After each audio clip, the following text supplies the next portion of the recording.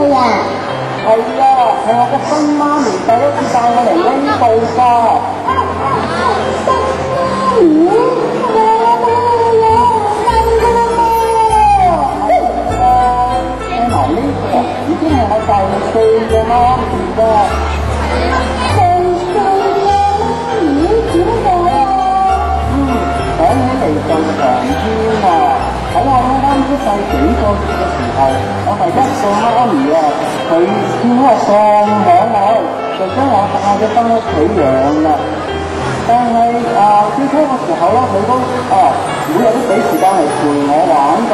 但係冇幾耐之後咧，佢就話冇時間照顧我啦，所以我就將我送咗俾佢朋友啦。個朋友做乜嘢唔要你啊？佢係你仔啊？唔係啊，唔係啊！我好乖㗎，我驚過自己人遺棄，所以我真係唔敢理㗎。咁點解啊？我第2個媽咪佢好犀利㗎喎，個原因係為咗想我陪佢養開嗰隻狗狗，但係喺養唔夠1個月嘅時候，佢就話但係嗰隻狗唔夾我，所以就將我送咗俾你朋友啦。1個月咋？你個邊個知合咩？啲人係好奇怪㗎，好多時媽媽生啲小朋友性格都會唔同啦。咁但係佢哋根本就冇俾時間我哋相處。就講人類兩姊弟生啲細佬，唔通就將個細佬送去孤兒院咩？咁嘅時間相處，互相認識，包容㗎嘛。鬼叫啲人類佢哋睇我哋係咁低等啦！人類真係自私啊！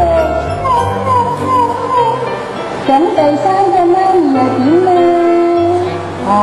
講起嚟我條命真係苦啊！太早走真係遺棄，唔想走，個幾人攞去配咗。嗰日我都聽到我第3個媽咪佢肯收養我嘅原因，佢話我係純種狗。話要攞我去配種，等我生翻啲純種狗嘅 BB 出嚟。但係其實佢最終個目的咪就係想我幫佢生翻啲純種狗嘅 BB 攞去賣嚟賺錢。好彩我醒目，嗰日打開嚟生唔生得啱好嘅時候，紅豆咗出嚟。雖然我知道做流浪狗係好慘嘅事啊，但係我都寧願搏一搏。嗰日喺條路上面走到都唔知去咗邊座大廈嗰度。嗰陣時，我遇到我而家嘅媽咪啦。咁你真係幾黑仔喎！咁而家嘅媽咪對你又點啊？今次真係好彩啊！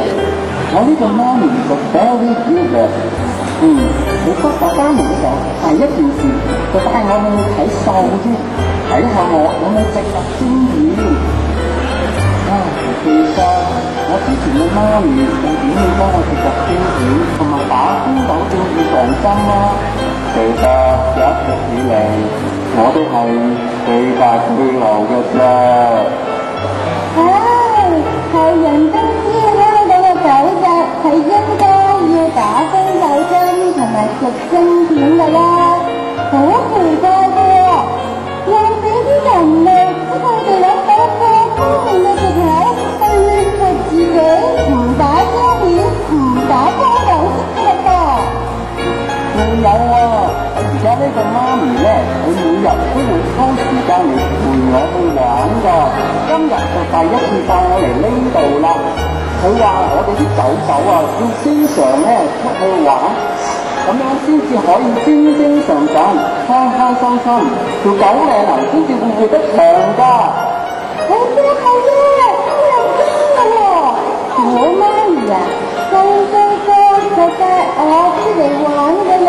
仲係雙餐添喎，咁就可以做一隻又開心又長壽嘅仔仔啦。仲有啊，我媽咪仲話狗同人一樣，都如果成日韞喺屋企嘅話係唔健康㗎。